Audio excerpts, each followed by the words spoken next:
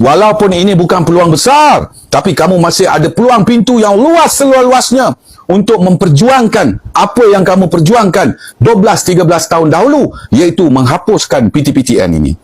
Saya tetap menyokong perjuangan ini.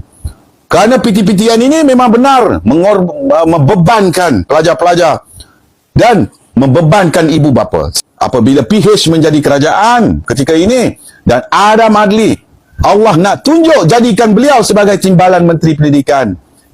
Saya pun ada anak-anak yang belajar di IPTA.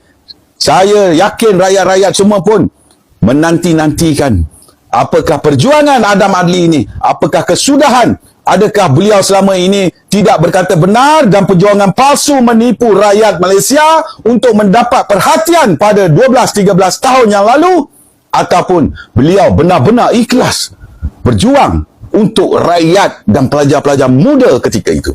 Inilah platform, peluang untuk beliau buktikan. Tiada alasan. Segala jalan Allah Ta'ala telah buka seluas-luasnya buat saudara Encik Adam Adli. Saya fokus kepada saudara Adam Adli. Baik, kita balik kepada sejarah. Mungkin ada penonton-penonton tidak ingat apa yang telah diperjuangkan ataupun dijuangkan ataupun dilaungkan oleh saudara Adam Adli ketika beliau menjadi pelajar di UPSI lebih kurang 12-13 tahun yang lalu. Lama 12 tahun, 13 tahun. Beliau ketika itu bukan main kuat, menggerakkan pelajar-pelajar IPTA, IPTS untuk menentang kerajaan UMNO Barisan Nasional ketika itu. Dan mereka mendesak supaya kerajaan menghapuskan PTPTN dan memberikan pendidikan percuma. Bukan sekadar Perdana Menteri dihentam ketika itu, Datuk Seri Najib, malahan Menteri Pendidikan Pengajian Tinggi juga dihantam kau-kau ketika itu. Berdemo sampai ditangkap oleh pihak polis. Ini yang berlaku.